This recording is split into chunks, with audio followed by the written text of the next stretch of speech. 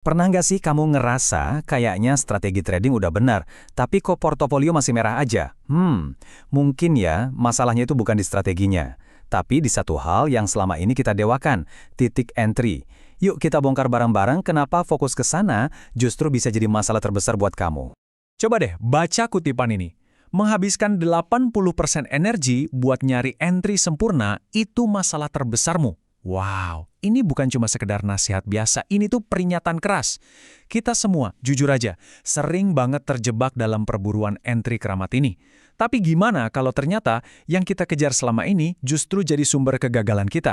Oke, kita mulai dari kesalahan pertama, yaitu pola pikir si pemburu entry. Coba deh perhatiin baik-baik karena bisa jadi tanpa sadar inilah peran yang lagi kamu mainkan sekarang. Sekarang coba kita jujur-jujuran sama diri sendiri. Gak usah malu, hampir semua dari kita pernah ada di posisi ini kok. Justru, mengenali polanya itu langkah pertama buat keluar dari lingkaran setan ini. Jadi, apakah ini terdengar seperti kamu? Nah, gini nih siklusnya. Kedengaran familiar nggak? Minggu ini pakai moving average, hasilnya jelek, ganti. Minggu depannya pakai Bollinger Bands. Strategi A gagal, langsung lompat ke strategi B.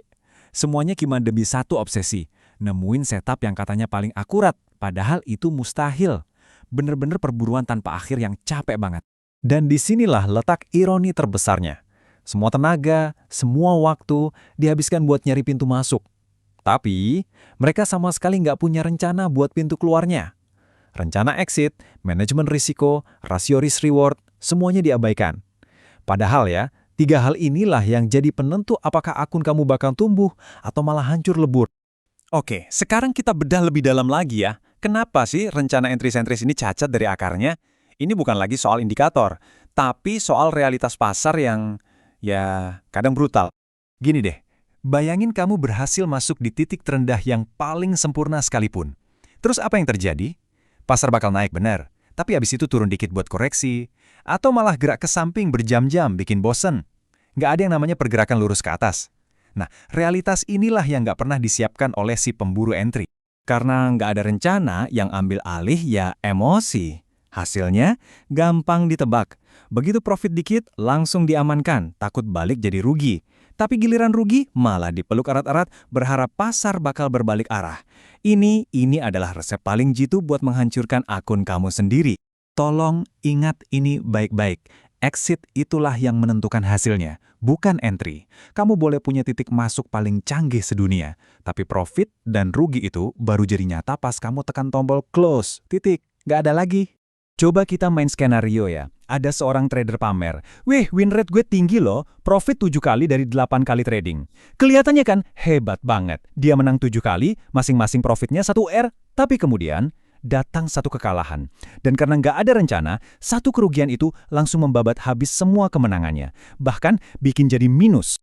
Dan inilah hasil akhirnya, minus 1R. Menang 7 kali, tapi ujung-ujungnya tetap rugi. Inilah yang namanya ilusi win rate tinggi yang bahaya banget. Itu bikin trader buta sama hal yang paling penting, matematika sederhana antara risiko dan imbalan.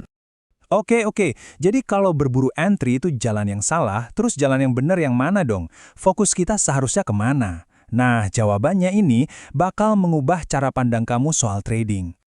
Selamat datang di permainan yang benar-benar berbeda. Ini adalah pola pikir seorang manajer risiko. Ini bukan cuma sekedar sebutan keren, tapi ini sebuah filosofi yang memisahkan antara amatir dan profesional sejati.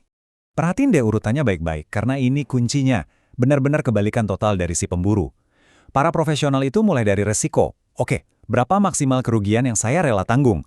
Setelah itu, baru mereka rencanain exitnya di mana. Dan baru deh, sebagai langkah paling akhir, mereka cari entry yang pas sama rencana itu semua. Perbedaan paling mendasar itu ada di pertanyaan pertama yang muncul di kepala mereka. Si pemburu entry nanya, di mana ya saya bisa benar? Beda banget sama manajer risiko yang nanya, kalau saya salah, ruginya berapa? Coba deh renungin, pertanyaan mana yang selama ini kamu ajukan? Ini penting banget buat dipahami ya. Ini bukan cuma soal ganti indikator atau ubah aturan strategi. Bukan. Ini tuh soal merombak total filosofi trading kamu. Dari seorang pemburu yang reaktif, menjadi seorang manajer yang proaktif dan penuh perhitungan. Oke, mari kita tarik benang merahnya. Jadi apa sih poin utamanya? Apa pertanyaan baru yang harus mulai kamu ajukan dari sekarang? Udah, lupain aja sinyal sentry yang katanya ajaib. Sumber profit kamu yang sebenarnya itu cuma datang dari 3 hal ini. Exit yang sudah direncanakan, rasio risk-reward yang sehat, dan disiplin manajemen resiko yang konsisten. Itu aja. Jangan salah paham loh, saya nggak bilang entry itu nggak penting. Ya penting lah, tapi perannya itu lebih sebagai pelengkap, bukan penentu utama.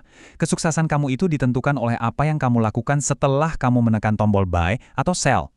Jadi, saya mau ninggalin kamu dengan satu pertanyaan untuk direnungkan. Lain kali kamu rugi, sebelum panik gonta-ganti strategi, coba berhenti sejenak dan tanya ini ke diri sendiri. Apakah ini strategi saya yang gagal atau cuma fokus saya saja yang salah tempat? Jawabannya mungkin adalah kunci yang selama ini kamu cari-cari.